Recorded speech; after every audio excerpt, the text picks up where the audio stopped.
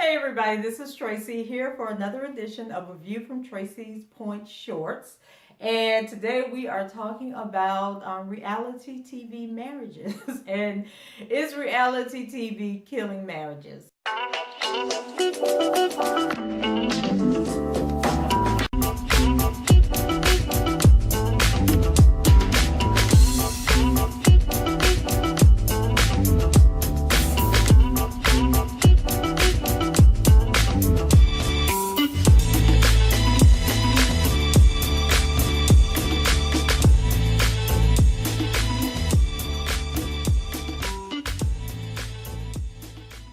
Or is it a case of people either one already having problems in their marriage when they went on reality TV and it just highlighted the problems, or if being on reality TV has caused a rift in the marriages, and at what point do you give up the reality TV in order to save your marriage?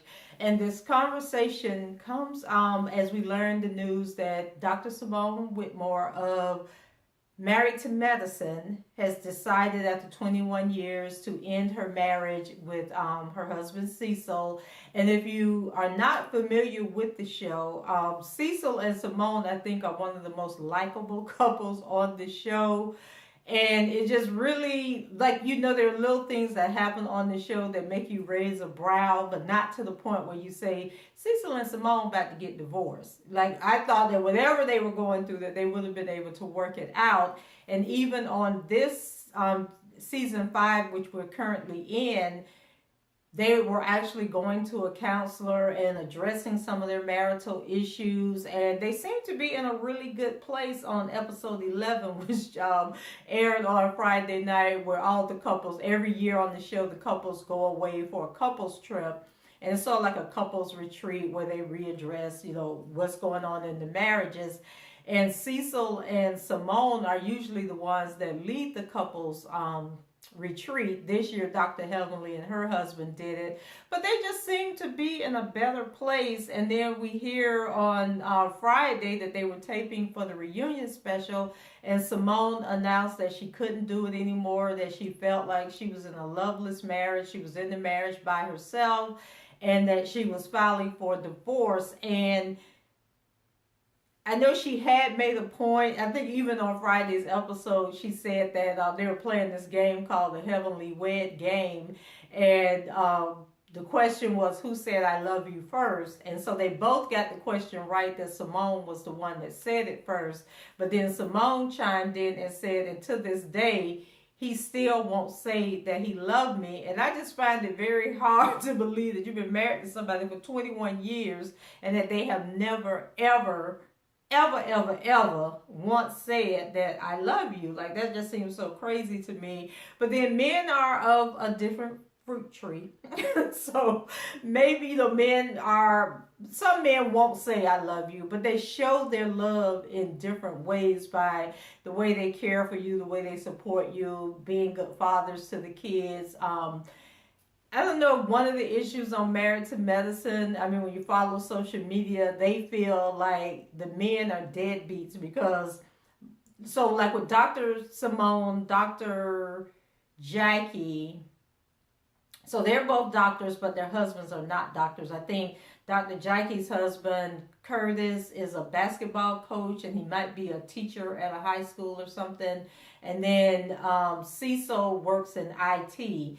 But just because your wife may be making more money than you doesn't mean that you're any less of a man in that marriage. So I don't adhere to that whole thought process that the men somehow are supposed to, I don't know. Like, I don't think that money has anything to do with the dynamics or makeup of a marriage, or it shouldn't. And if you feel that making more money than your husband somehow lowers his status in the relationship, then you probably shouldn't marry a man that makes less money than you. But whatever the issues, the underlying issues are, Dr. Simone says she's had enough. And of course, the fans of the show support her, and then I'm sure there are guys that support Cecil. But I just wish that they could work it out. But if it's irreconcilable, then yeah, go your own separate ways for the sake of the kids, and don't make it ugly or messy or anything like that. So back to the topic at hand, which is really reality TV shows. So I went and I did some searching, and just on so Married to Medicine is a separate series, but I think they're the only successful series in that franchise in the Married to Medicine, because I think the Married to Medicine Houston only lasted about 8 episodes, and they just took it off the show, off the air altogether. Like, it was there one Friday, then next week it was gone. I can't think. I think there's one more Married to Medicine. Was there a Married to Medicine Miami? But I think the one in Atlanta is the only one that's been successful. So I'm going to look at the Real Housewives series, because they have several franchises that are successful, and then there's other ones that have come and gone. So we're just going to read through the list of how these marriages are falling apart on these shows. We'll start with Real Housewives of Orange County, and we have that have divorced is Vicki Gunvalson, her marriage ended. Lynn Curtin, her marriage ended, and Gina Cole, her marriage ended. And then, although Tamara is remarried, her marriage to Simon, who she was married to when the show first started, it ended in divorce as well. And they're saying that Real Housewives of Orange County has like a 23.5% divorce rate, but if you add in Tamara, that makes it probably like a 25% divorce rate. And then on the Real Housewives of New York City, we have Ramona got divorced, Bethany got divorced, Luann got divorced and looked like she's about to get divorced again. And then somebody named Jules Weinstein, but I don't remember that character, but they're putting their divorce rate at 50% for that show. And then on Real Housewives of Beverly Hills, we had Camille got divorced. Remember, she was married to Kelsey Grammer. Adrian Malouf was divorced. Taylor Armstrong divorced. Yolanda Hadid divorced. And then who is, oh my God, the crazy lady. I can't think of her name. I can't think of her name right now. But it seemed like there was one other person. Oh no, the person I'm thinking about, she's on Orange County, but she's the cuckoo one that might be headed to divorce because she's driving everybody and her husband crazy. And the Beverly Hills divorce rate is 30.7% of the cast members have ended in divorce. Then we go to Real Housewives of Atlanta. So we have Portia Williams got divorced. Remember, she was married to Cordell. Deshawn Snow, her marriage ended right after the first season when she was on there. Cynthia and Peter got divorced. Phaedra and Apollo. And then Lisa Wu also ended up getting divorced, and she was married to Ed. And so their divorce rate is 60%. And on the Real Housewives of New Jersey, we had only one divorce, Dina Manzo. Dina got divorced, and then Teresa act like she wants to divorce her man when he gets out of prison, even though he stood by her side while she was in prison. So their divorce rate is only 11.1%. And then Real Housewives of Potomac, Sharice got divorced from her husband. I think his name was Eddie, and he was in basketball.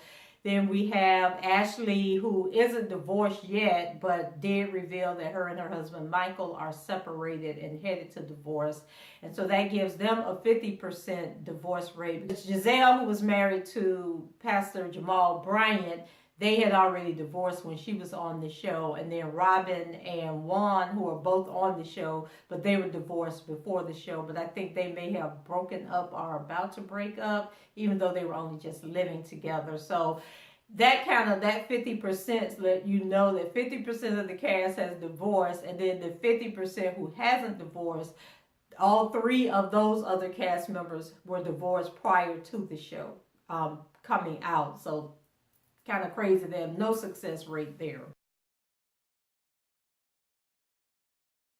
And we have Real Housewives of Dallas, which I don't think I've ever watched that episode. They have a 0% divorce rate. All of their couples are still together. And the one person who wasn't married, she's still not married. And then on the Housewives of Miami, They have divorced Marisol, Joanna, and Larsa, I think her name is. So they have a 42.9% divorce rate. And I don't even know if Real Housewives of Miami still comes on. I think I watched the first season, but I didn't watch any other seasons after that. So not sure if it's still on.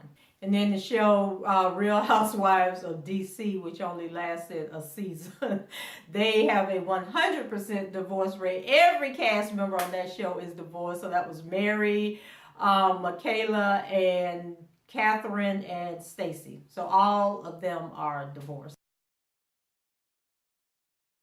I'm trying to think what other reality TV shows that I watch. Then I think on Vanderpump Rules, there's one divorce. Sheena got married, and her husband divorced.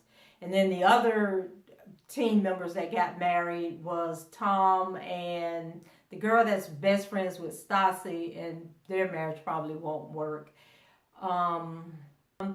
Kim Kardashian, Khloe Kardashian, Kris Kardashian, so that they have like a 50% divorce rate.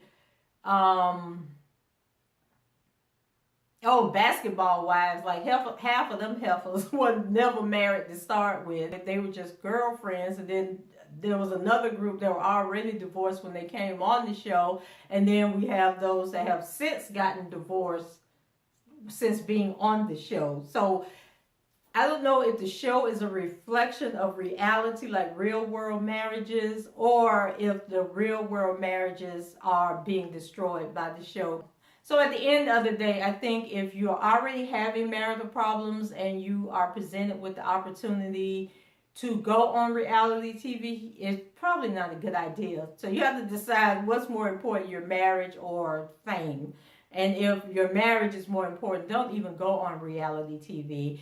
If you go on reality TV and you start seeing that your personal problems are rolling over and becoming a storyline on the show, like Lisa Cloud and Darren, who got off the show, they were on Married to Medicine, and last season was their last season because it was just so much drama going on in their situation, and then the cast wasn't helping it, because they were like, all against her husband and telling her husband was a liar, her husband was a cheater, she was fooling herself about her marriage. So I don't know if they were fired from the show or if they opted not to come back to the show. Just like we have Quad and Dr. G going through a similar situation where their business is just being exposed. And to me, Quad doesn't really love her husband, and she's just going with the storyline and putting it all out there, trying to make herself look good and doing it for the ratings, not realizing that you are a human being and your husband is a human being,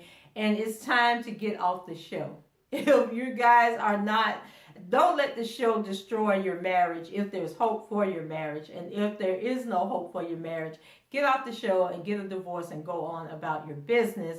And I also think that, when these people are on these reality TV shows and you got, people like myself who are in social media, making comments and giving our opinions, it has to impact them in some kind of way. And if you are doing something and you think you're right, whether you're right or not, and you have all these people telling you that you're right, then that kind of reinforces your position and stops you from giving like an objective view to what's really going on. And then you have to keep in mind that you don't know these people that are on social media. You don't know where these people are coming from. You don't know what their lifestyles are, because you could be taking advice or following and listening and getting your head boosted up from people who have never had a successful relationship, who knows nothing about a successful relationship, who, they could be like sitting at the house miserable and unhappy. So they want you to be miserable and unhappy. So they're going to co-sign whatever you're saying. And then at the end of the day, your situation has ended. Your marriage, your relationship has ended. And these people that were boosting you up, like, they're not going to be there, at the end of the day when you're sad and you're lonely, or you think that you made a mistake or you could have did things different. And so I just think when things are just starting to boil over and get out of hand, that you got to be able to stop and say, this is more important than this is. And I don't know, that I know some people would say, yeah, but if you quit the show and the show is your only livelihood, which we know in Jackie and Simone's case, it wasn't their livelihood, but like Toya, I guess it is her livelihood since she's a stay-at-home mom, so she better hold on to Eugene for as long as she can, but, me giving that advice.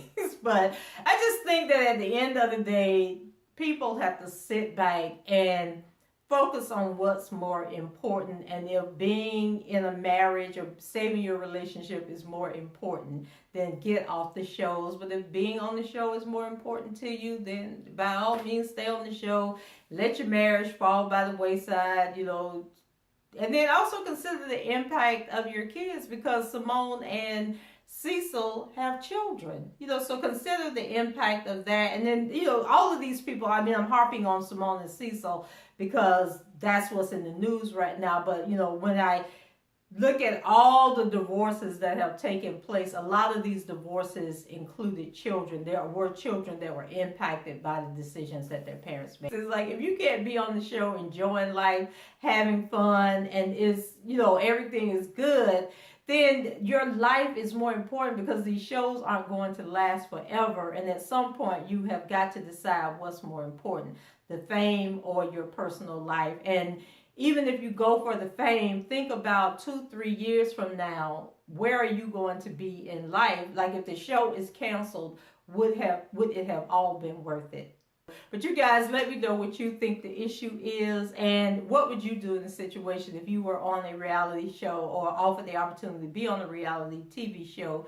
Would you put that before your marriage? Leave your comments below, rate the video, subscribe to the channel if you haven't done so already, and until the next time, I shall talk to you guys later. Bye-bye.